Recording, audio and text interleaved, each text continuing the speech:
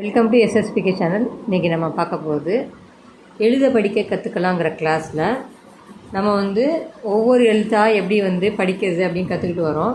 இதில் நம்ம இப்போ படிக்க போகிறது என்ன பார்த்திங்கன்னா, ரா வேறு எழுத்தோடு எப்படிலாம் சேர்ந்து வரும் அப்படிங்கிறத நம்ம படிக்க போகிறோம். அந்த எழுத்து எப்படின்னு பார்ப்போம். நம்ம பாருங்கள், கா இரு க்ர கா இர் இம் க்ரம், க்ரம்னு படிக்கணும்.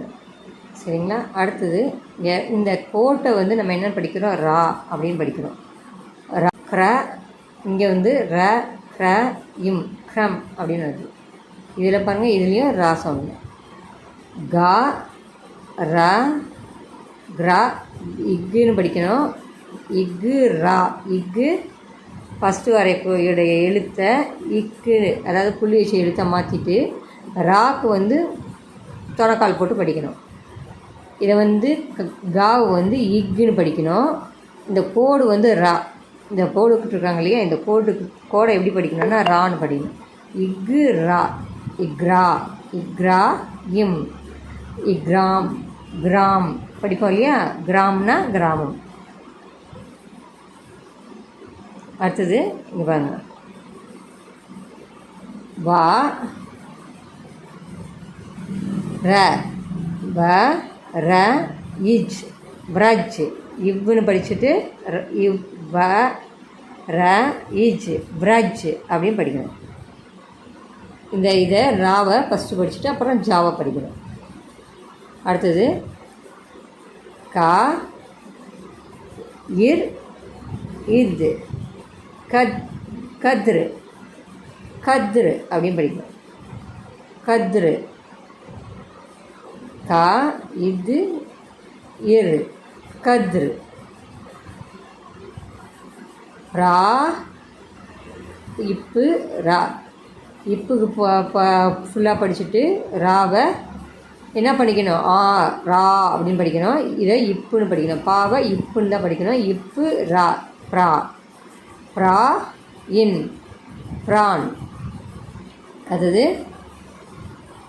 கா இரு இப்பு கர்பு, கர்பு கர்புன்னா அதாவது கல்லறை அப்படின்னு அர்த்தம். கர்பு. ப்ரா, பாவை பாதி இருக்கு. பாவை என்ன இருக்கணும், இப்புன்னு படிக்கணும். இதை ரான்னு படிக்கணும். ப்ர இப்பு ர ப்ர இம் ப்ரம் ப்ரம்னு படிக்கணும். அப்புறம் இதை இஸ்ஸில் பாதி கொடுத்துருக்காங்க. ஷா நம்ம ஏற்கனவே பார்த்தோம் எப்படி பாதி எழுத்து எப்படி படிக்கிறதுன்னு. இந்த பாதி ஷாவில் பாதி எழுத்து கொடுத்துருக்காங்க. அதை தா இத்தில் தா போட்டு அதில் ரா கோடு போட்டிருக்காங்க. ஸ்ட்ரோ த்ரோ இத் ஸ்ட்ரோத் ஸ்ட்ரோ ஸ்ட்ரோ. நம்ம த்ரா படிச்சிருக்கோம் இல்லையா, அதே மாதிரி தான் இது. ஸ்ட்ரோத்து ஸ்ட்ரோத்து.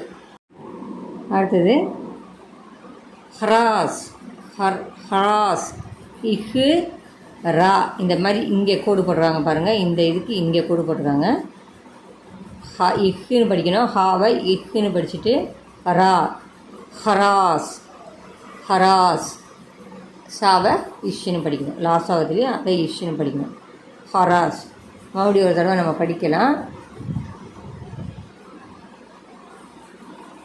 இக்கு ர இம் க்ரம், அப்புறம் இக்கு ரா இம் கிராம், அப்புறம் இவ்வு ரா இஜ் வர்ஜ் பிரஜ் பிரஜ். அடுத்தது க க இத்ரு க இது ர கத்ரு. அப்புறம் இப்பு ரா இன் ப்ரான். அடுத்தது க இத் இப் கர்பு. சரி, க இரு இப் கர்பு. அடுத்தது ப்ர இப்பு இப்பு ர இம் பிரம். இஸ்ஸு த்ரோ தால கோடு போட்டிருக்காங்க கீழே. தா இந்த மாதிரி தால கீழே ரா கோடு போட்டிருக்காங்க. தாய் இருக்குது. இஸ்ஸுக்கு பக்கத்தில் தாய் இருக்குது. தாக்கில் பக்கத்தில் கோடு போட்டிருக்காங்க. இஸ்ஸு தோ அதுக்கு முன்னாடி இத்து ரோ. இத்து தாவை வந்து இத்துன்னு படிக்கணும். பக்கத்தில் கோடு போட்டிருக்காங்களே இது ரா, அதை வந்து ரோ அப்படின்னு படிக்கணும். இஸ்ஸு த்ரோ இத்து ஸ்ட்ரோத்து. அப்புறம் ஹாலை இங்கே கோடு போடுறாங்க பாருங்கள். இங்கே கோடு போட மாட்டாங்க. கோட்டில் இங்கே கோடு போடுவாங்க. அதை என்ன பண்ணுவோம்? இஹு ரா இஸ் இஹ்ராஸ் இஹ்ராஸ் இஹ்ராஸ் கிராஸ் அப்படின்னு படிக்கணும். இதை நான் உங்களுக்கு எழுதி காட்டுறேன் எப்படின்னு பாருங்கள். ரா இங்கே கீழே கோடு போடணும். போட்டால் ரா. காலை சைடில் இப்படி கோடு போட்டோன்னா ரா. க்ரா இம் க்ரம். அடுத்தது கா. கா இல்லை ரெண்டாவது கோட்டு மேலே இப்படி ரா போடணும். ராங்கிறது இப்படி போடணும் தொணக்கால். இதை இக்கு இது ரா. ராக்கு ரா அப்படின்னு படிக்கணும். சொனக்கால் வந்து ராக்கு தான் வரும், காக்கு வராது. காவை நம்ம புள்ளி வச்சு எழுத்த தான் படிக்கிறோம். இக்குன்னு படிக்கிறோம். இக்கு ரா இக்ரா இம் கிராம். அடுத்தது பிரஜ். வா ஜா ர வா ர இஜ் வர்ஜ் பிரஜ் அப்படி படிக்கணும். கா இது இது இரு கத்ரு. அடுத்தது இதுன்னு இது போட்டு தா போட்டு அதுக்கு பக்கத்தில் கோடு போடணும். தாக்கு பக்கத்தில் கோடு. சரிங்களா? கா இது இரு கத்ரு. பிராண். பா போட்டு இப்படி போடணும். கீழே கோடு போடணும். இதை இப்புன்னு தான் படிக்கணும். பாவை ராக்கு தான் இந்த கோடு. ராக்கு தான் தொணக்கால். ராக்கு தான் தொணக்கால். இப்பு பாக்கு கிடையாது. பாவை இப்புன்னு தான் படிக்கணும். இப்பு ரா ப்ரா. இன் பிரான். அடுத்து கர்பு.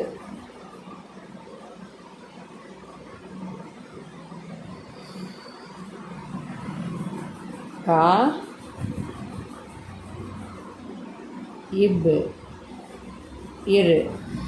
என்ன சொன்னால் கா இப் கர்பு. கர்பு. கர்புனா கல்லறை. பிரா பா பா பாக்கு கீழே இப்படி கோடு. பிரா இம் இப்பு ரா பிரா இம் பிரம். பிரம்மன்னா பிரம்மம் தான். ஸ்த்ரோத்ரு. இஸ்ஸு இஸ்ஸில் பாதி. இஸ்ஸில் ஷால பாதி. ஷால பாதி கோடு போடுவோமா? இந்த ஷா போடுவோம் இல்லையா பாருங்கள். இந்த ஷா போடுவோம் இல்லையா? இந்த ஷா போடுவோம் இல்லையா? இந்த ஷாலை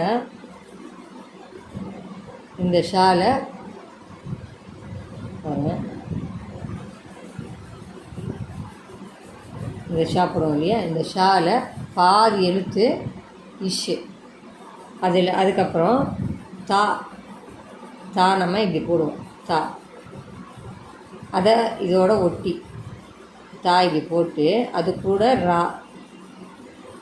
சரிங்களா? இஸ்ஸு த்ரா. அதை வந்து ரோ பக்கத்தில் போடு. ரோ இத்து. இஸ்ஸு இத்து ரோ. இஸ்ஸு இத்து இஸ்து. இது வந்து ரா. ராக்கு பக்கத்தில் தொணக்கால் போட்டு மேலே கோடு போட்டால் இது ரோ இல்லையா? இஸ்ஸு இத்து ரோ. ஸ்ட்ரோ. ஸ்ட்ரோ இத்து ஸ்ட்ரோத்து. ஸ்ரோத்து.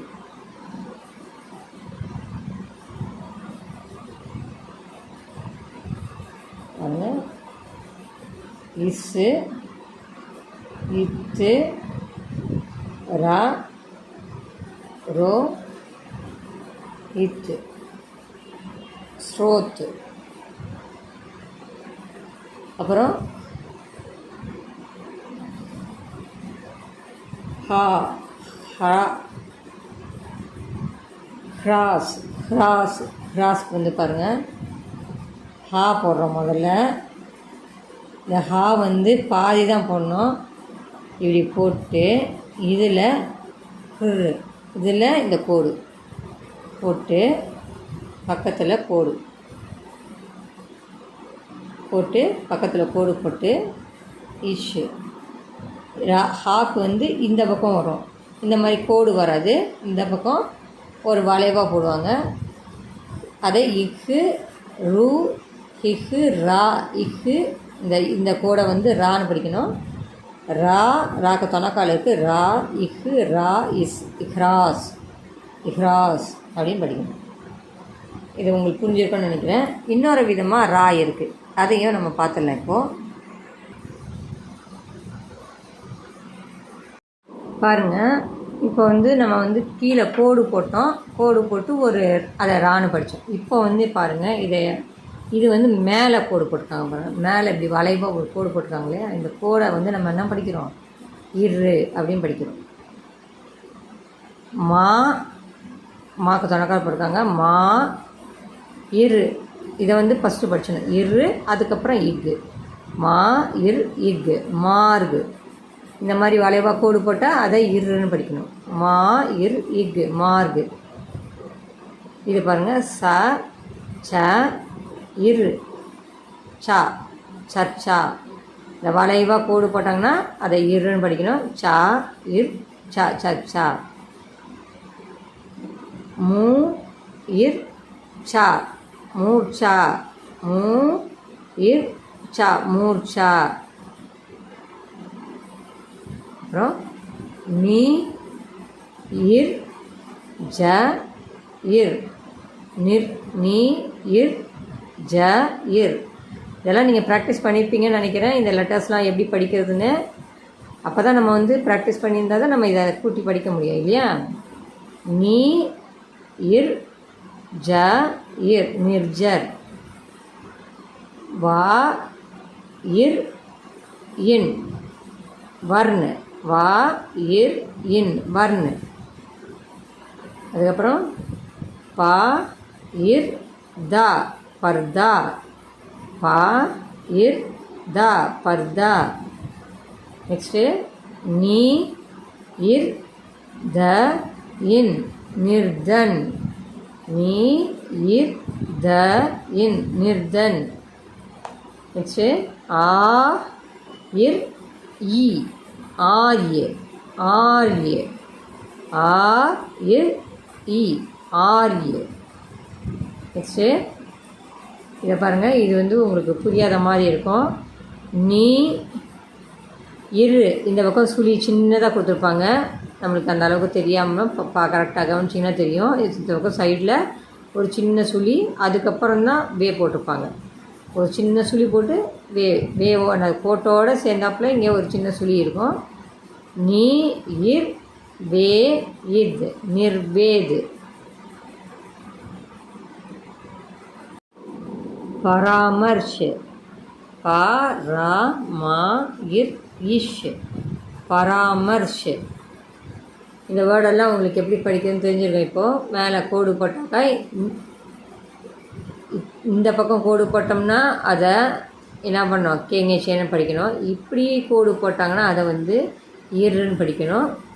இந்த வித்தியாசம் நம்மளுக்கு நல்லா தெரியணும். அதுக்கு தான் வந்து நம்ம வேக்கு கேங்கேச்சனை எழுதும் போது இந்த ரைட் ஹேண்ட் சைடு நம்ம கோடு போடக்கூடாது, லெஃப்ட் ஹேண்ட் சைடு பார்க்குற மாதிரி தான் நம்ம கோடை போடணும். அப்போ தான் நம்மளுக்கு வந்து தப்பு இல்லாமல் நம்ம எழுத முடியும். இந்த இரெல்லாம் வந்து கரெக்டாக படிக்க முடியும்.